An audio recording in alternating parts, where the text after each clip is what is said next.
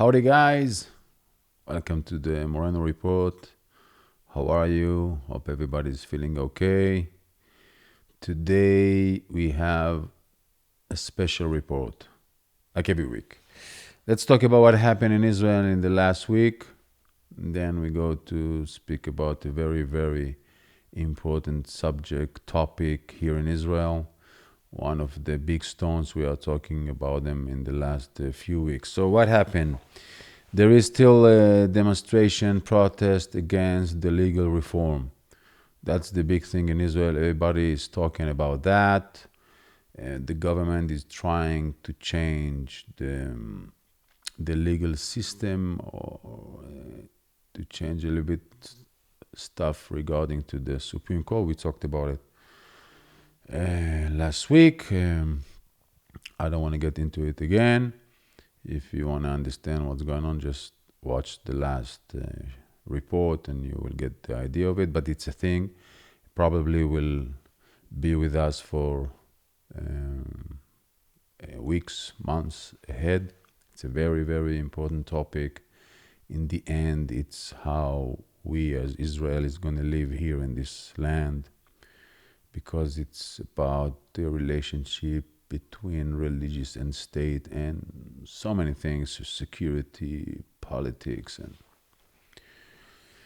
And the second major thing happened this week. My daughter just drafted to the army, which is a big thing for me, not for Israel. I have 3 kids. My oldest is in the army. He finished his mandatory service and continue now in the army. And now Leah, which is the second one, drafted just last Sunday to the army. We wish her luck, and she will have meaningful and fruitful service in the Israeli Defense Forces. In Israel, almost everybody goes to the army. Boys and girls, every 3 months, you will see families coming from all over the country to a couple of points around Israel. It depends where do you live, to the recruitment base, and then we'll send the kids to the army, the girls at least 2 years, the boys 3, and in the age of 21, they will start their life. And the reason this country gives to the army the best sons and daughters, the biggest budget to spend, not to make profit on it. It's just because the army is the defender of this country. Without the army, there isn't an Israel. Bear that in mind. I have a request from you guys. Add the prayer to your prayers for Israel, for the Israeli army. We do it in synagogues or in holidays. Always bless our soldiers. If you guys can do it also, it will be great. That's for that. That's the updates from Israel. Today I want to talk about the media in Israel.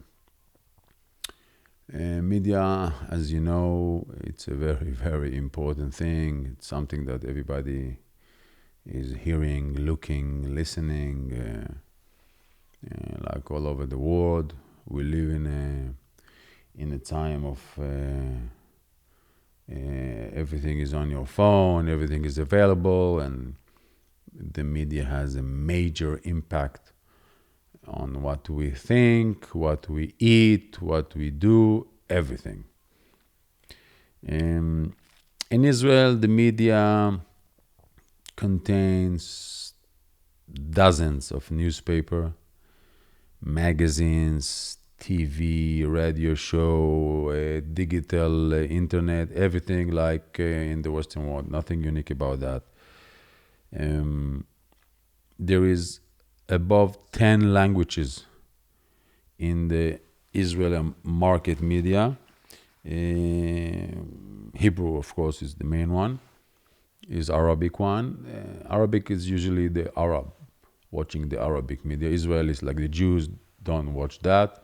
You have Russian, French, but the mainstream media, it's of course in Hebrew.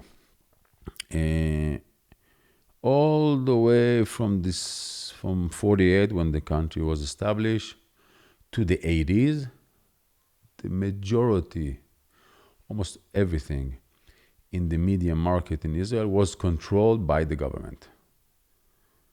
Not in a meaning controlled by the government like it was North Korea, but was owned by political parties, public organization. It wasn't private or commercial. In the 80s and all the way to the 90s, that was the big change when the commercial and private own came into the field. And today, as for today, you can say that the mainstream Israeli media is controlled by something like 4 or 5 families, very rich one that has a multi-business in Israel and not in Israel. And they control the mainstream media like TV channels, main newspaper, digital, and etc. Like in the rest, most of them, by the way, are located in Tel Aviv, and like in the rest of the world, the majority of them are leaning towards the left. The main TV or newspaper magazines shows are as follow. We have 4 main TV channels. It's channel 11, 12, 13, and 14. 11, 12, channel 12, 11, 12, and 13, private owned, very left wing media. Channel 14, a new one, was established 3 years ago, a right wing channel media. It's like Fox News, not the same, but kind of. Newspaper. You have 2 main players here. One is the biggest and the very old one. The name is Yediot Achronot. It's a daily newspaper, very left wing. The other one, it's called Israel Today, Israel Hayom. A new newspaper is free. It's free for the till to Israel Today came. The newspaper always was you have to buy it. It's not free. Sheldon Adelson, an American billionaire, passed away. Right-wing American Jew billionaire, very supportive of the Republican Party, and decided to open a newspaper in Israel, which will be free and which will be right-wing newspaper. They are saying that Netanyahu asked him to do it, probably right. There was a big thing when it came. All the left media tried to fight it, not successfully. They even tried to pass a law in the Knesset against it. And in the end, they are still here. It's been handed free every day. And it's kind of a right-wing newspaper against all the left-wing newspaper that are existing in Israel. There's another one called Haaretz, meaning the land, is a very radical left-wing newspaper. And that's what we have. In radio, we have 2 main channels. One in channel B, and the other one it's called Galei Tzahal, like it's the IDF station. Even though they call themselves IDF station, they are not army station. They are controlled by the Ministry of Defense. It's a weird station. But both of them are very popular. Like when you drive a car in Israel, you will be hearing one of those two, and they are very left-wing radio station. And of course, you have all the local radio station like you have all over, but the local are they not have a political agenda. Usually, it's music and commercials and whatever. All the TV channels and all the newspaper has a digital version, an app, and etc. So as I mentioned, all those media, all the media market is being held privately today, except of Channel 11 that is owned by the government, and that's also gonna be changed. It's 3, 4, 5 families that are controlling this thing, the advertising, the shows, everything. They manage it. The owners or the publishers of the biggest newspaper or the TV channels are very, very powerful in Israel. I'll give you an example. Netanyahu, in his indictments, we will have a special show about that because it's complicated. You guys need to understand it. One of the charges is that he tried to bribe or to accept bribe from Yediot Achronot publisher, Noni Moses. The deal was, actually what happened is Noni Moses, the publisher of Yediot Achronot, that's the biggest newspaper in Israel, came and met Netanyahu a couple of times in order to convince him to support the law against Israel Today. Why? Israel Today is being given free, and it's hurting his business.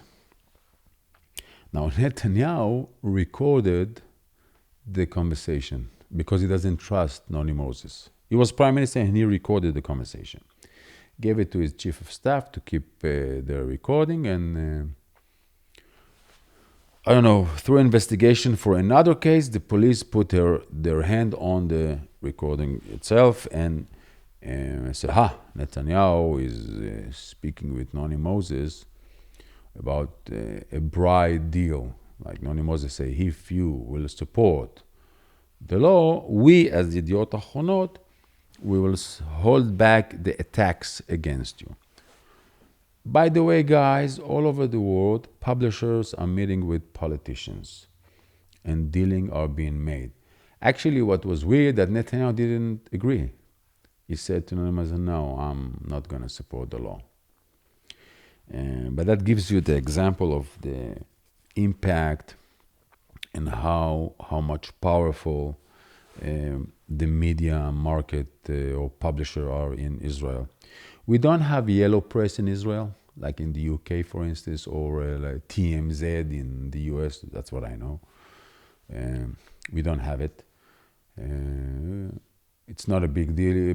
Paparazzi and all this stuff that I know it's very popular in the US.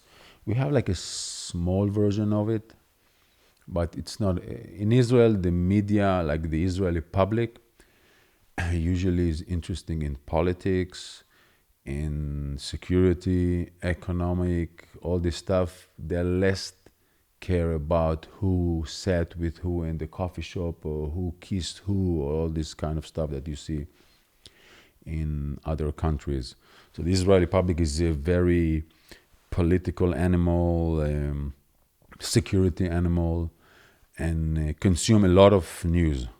Like Israelis like to watch news. News, it's a thing here in Israel.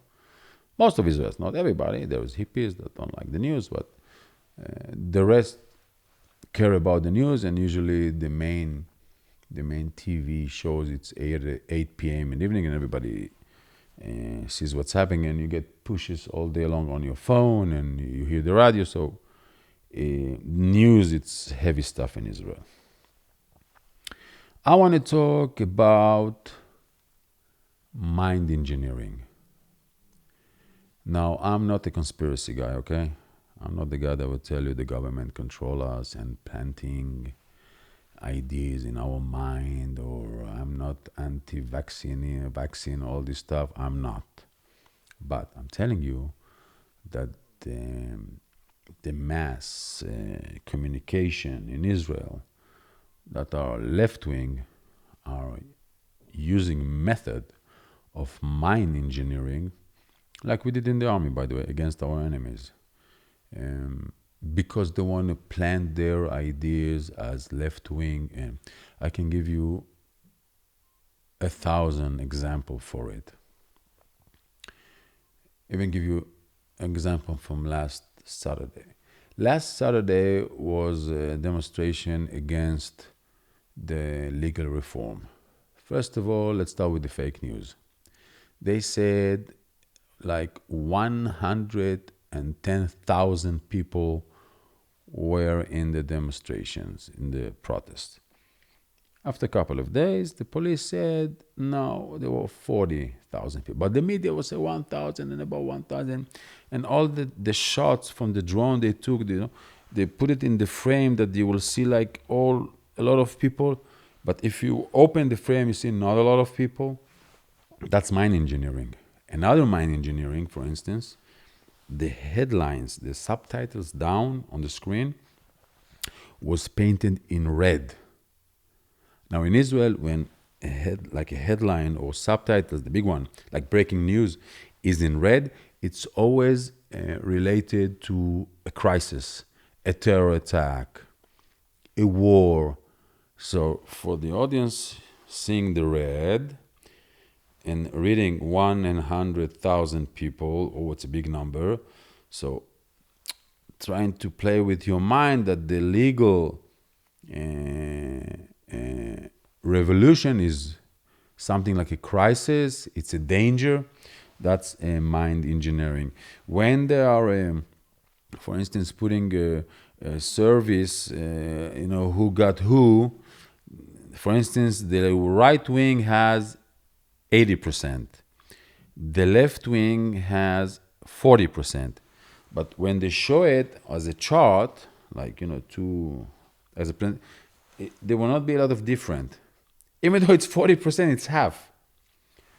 I'm not talking about fake news. Fake news in Israel from the left media, it's something, I don't know, it's so ridiculous.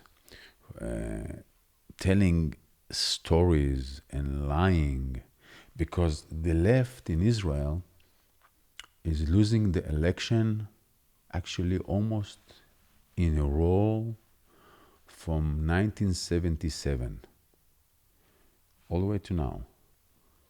But they're still controlling the media. And it's kind of, they didn't accept it that they lost the election. So always they are trying to affect it. They are chasing Netanyahu, for instance, is the prime minister, right, of the last 20 years. Netanyahu doesn't speak or getting interviewed by the Israeli media for the last 10 years. You are hearing what I'm saying? The prime minister of Israel doesn't talk to the Israeli media, except maybe Channel 14 because they are right-wing. Because he doesn't trust them. He called them the propaganda channels. An example, the Wall Street Journal, which is the second most widely circulated magazine in the US, a very important one, I'm assuming. I'm not reading the Wall Street Journal, but I know it's a big thing, published an editorial about the legal reform in Israel, saying that the Supreme Court Israel is so weird, it's so powerful, it's unacceptable. How can it be? It's against the democracy. And the Wall Street Journal, as editorial, said, we think the legal reform is good. You will not hear a single channel media in Israel say it. No one is saying it. So how do we know it?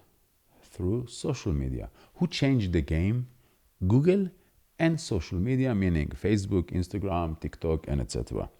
Today, the politicians in Israel is talking to the public through the social media, not through the mass communication system. That's a big change. Like Netanyahu, you will see him all over Instagram, Facebook, TikTok, and other politicians. Not through that's the way. We, as Israelis, that are aware of what's going on in our media field, is we are consuming the report and the news through social media, not through those. For instance, I don't watch those channels. I just switch. And if I, by mistake, I say, again, like it's so crazy, and that's the big change, that is a threat on the mass communication media, and in a way for us, the public, to know what's going on in Israel. Now, another way to know what's going on, it's watching this report. That's the best way, by the way. But I know we're not we're not that wide, but maybe we'll get there one day. So that's the story of the Israeli media. It's a very lean towards the left, try to impact the Israeli public, mind engineering, fake news. And the problem is that intelligent people are sometimes believe it. Like, when I meet friends or even talking with my family members, I say, wow, did you saw that? And they say, no, that's fake. It didn't happen this way. It happened.